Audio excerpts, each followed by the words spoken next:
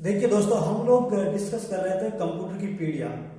और कंप्यूटर की पीढ़ी में हमने जाना था कि कंप्यूटर की पीढ़ियों का किस प्रकार डेवलप हुआ, किस प्रकार उनकी शुरुआत हुई अलग अलग पीढ़ी की, है ना। क्योंकि ये जो है सारी की सारी जो है पीढ़ियां जो है वो कंप्यूटर की तकनीक पर निर्भर करती है। यानी कंप्यूटर की तकनीक में कुछ बदलाव हुआ, उनके डिवाइसेस में कुछ चेंजेस हुआ या उसके अंदर कुछ नया अपडेट्स हुआ, इस कारण नई पीढ़ी ने जन्म लिया था। और कंप्यूटर की पहली पीढ़ी में हम लोग डिस्कस कर चुके हैं कि कंप्यूटर की जो पहली पीढ़ी है वो 1942 से 1956 है, यानी कि 1942 से 1956 है। ये पीढ़ी का समय अंतराल है। और इसके बाद आ जाती है कंप्यूटर की द्वितीय पीढ़ी, जिसको हम कंप्यूटर की सेकेंड जनरेशन कह सकते हैं। तो इसका जो टाइम पीरियड है वो है 1956 से 1965, यानी कि 1956 से 1965 का जो बीच का जो पीरियड है वो कंप्यूटर की दूसरी पीढ़ी का है। और कंप्यूटर का जो पहली पीढ़ी का जो टाइम पीरियड है वो है 1942 से 1956, 1942 से 1956। ये पहली पीढ़ी का टाइम पीरियड है। और दूसरी का जो समय होती है वो है 1956 से 1965। देखिए, कंप्यूटर की दूसरी पीढ़ी और कंप्यूटर की पहली पीढ़ी के अंदर डिफरेंस क्या है, तो ये हम कंप्यूटर की दूसरी पीढ़ी को जान लेंगे तो ऑटोमेटिकली पता चल जाएगा कि इनके बीच डिफरेंस क्या है। क्योंकि डिफरेंस के कारण ही तो कंप्यूटर की दूसरी पीढ़ी का जन्म हुआ है। देखो, कंप्यूटर की जो दूसरी पीढ़ी का टाइम पीरियड है, यानी कि सेकेंड जनरेशन ऑफ कंप्यूटर,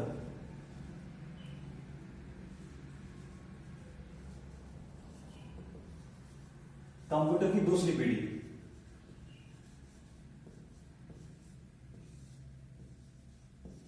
दूसरी कह सकते हैं या द्वितीय कह सकते हैं, द्वितीय पीढ़ी, द्वितीय है ना, कंप्यूटर की दूसरी पीढ़ी। तो इसका जो टाइम पीरियड है वो है समय अवधि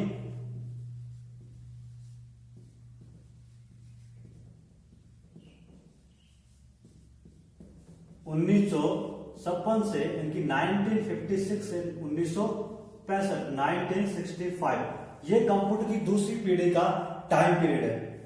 इसी के बीच की जो समय अंतराल है उसी को कंप्यूटर की द्वितीय पीढ़ी कहा जाता है। देखिए, कंप्यूटर की द्वितीय पीढ़ी में जो हार्डवेयर फीचर, यानी कि मुख्य जो इलेक्ट्रॉनिक घटक यूज होता, हमने जाना कि कंप्यूटर की पहली पीढ़ी में मुख्य इलेक्ट्रॉनिक घटक के रूप में वैक्यूम ट्यूब का इस्तेमाल किया गया था।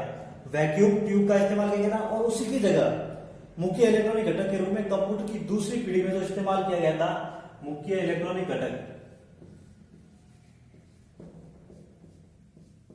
जिसको हार्डवेयर फीचर कह सकते हैं हम लोग इंग्लिश में, इलेक्ट्रॉनिक घटक, ये जो था ये था ट्रांजिस्टर।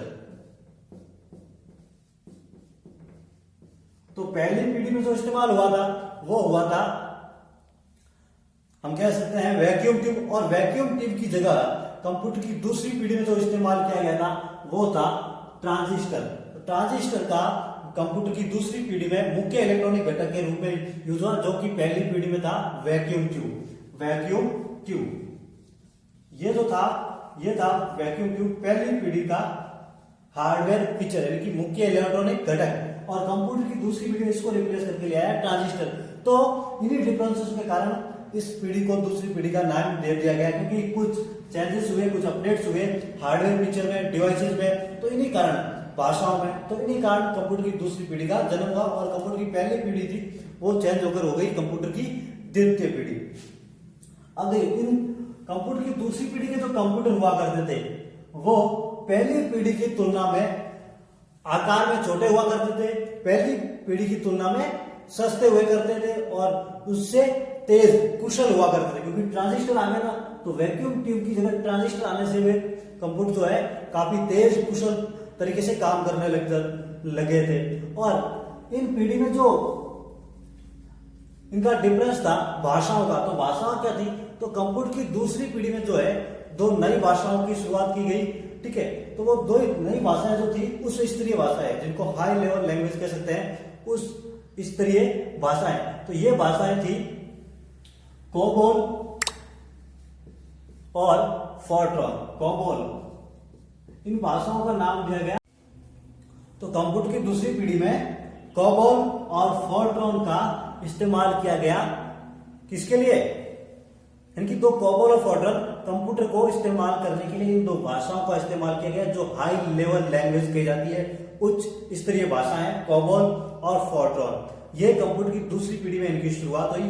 पहली पीढ़ी में जो कंप्यूटर को इस्तेमाल करने के लिए जिस भाषा का इस्तेमाल किया जाता था वो थी मशीन लैंग्वेज, या इनको कह सकते हैं मशीनरी लैंग्वेज। मशीन भाषा का इस्तेमाल कंप्यूटर की पहली पीढ़ी के कंप्यूटर को ऑपरेट करने के लिए किया जाता था। लेकिन कंप्यूटर की दूसरी पीढ़ी में इन दो भाषाओं का इस्तेमाल किया गया, और कंप्यूटर की जो पहली पीढ़ी में डेटा को स्टोर करने के लिए जिसका इस्तेमाल किया जाता डिवाइस का उससे कहा जाता था मैग्नेटिक ड्रम या चुंबकीय ड्रम। लेकिन दूसरी पीढ़ी में उसको रिप्लेस करके आया है चुंबकीय कॉल प्राइमरी मेमोरी, और दूसरी थी जो सेकेंडरी थी वो चुंबकीय डिस्क थी, यानी मैग्नेटिक डिस्क का इस्तेमाल किया गया डेटा को स्टोर करने के लिए, या यूं कह सकते हैं डेटा के भंडारण के लिए मैग्नेटिक टैप और मैग्नेटिक डिस्क का इस्तेमाल किया गया एज ए सेकेंडरी मेमोरी, और चुंबकीय कॉल इनकी प्राइमरी मेमोरी के रूप में इस्तेमाल किया गया।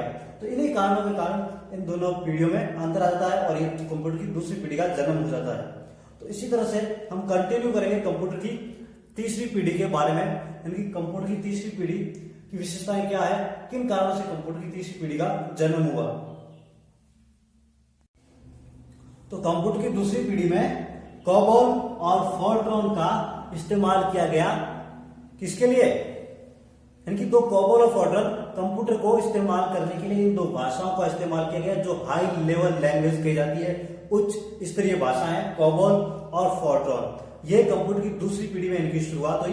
पहली पीढ़ी में जो कंप्यूटर को इस्तेमाल करने के लिए जिस भाषा का इस्तेमाल किया जाता था वो थी मशीन लैंग्वेज, या इनको कह सकते हैं मशीनरी लैंग्वेज। मशीन भाषा का इस्तेमाल कंप्यूटर की पहली पीढ़ी के कंप्यूटर को ऑपरेट करने के लिए किया जाता था। लेकिन कंप्यूटर की दूसरी पीढ़ी में इन दो भाषाओं का इस्तेमाल किया गया, और कंप्यूटर की जो पहली पीढ़ी में डेटा को स्टोर करने के लिए जिसका इस्तेमाल किया जाता डिवाइस का उससे कहा जाता था मैग्नेटिक ड्रम या चुंबकीय ड्रम। लेकिन दूसरी पीढ़ी में उसको रिप्लेस करके आया है चुंबकीय कॉल प्राइमरी मेमोरी, और दूसरी थी जो सेकेंडरी थी वो चुंबकीय डिस्क थी, यानी मैग्नेटिक डिस्क का इस्तेमाल किया गया डेटा को स्टोर करने के लिए, या यूं कह सकते हैं डेटा के भंडारण के लिए मैग्नेटिक टैप और मैग्नेटिक डिस्क का इस्तेमाल किया गया एज ए सेकेंडरी मेमोरी, और चुंबकीय कॉल इनकी प्राइमरी मेमोरी के रूप में इस्तेमाल किया गया।